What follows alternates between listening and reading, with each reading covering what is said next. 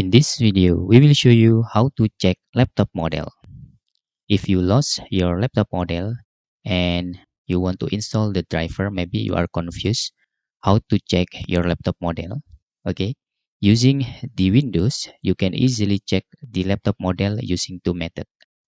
First method, you can just open the File Explorer, then right click and choose Properties. You must right click on your computer name here, not on your drive.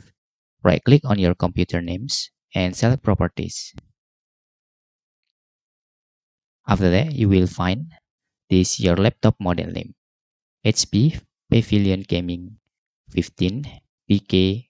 This is the details. Okay, the second method, you can open using the XDIAC, and the XDIAC information is better because it's more details. Just find the XDIAC like this, okay, and open the XDIAC. After the XDIAC open, you can see your system model, HP Pavilion Gaming 15, and this is the details.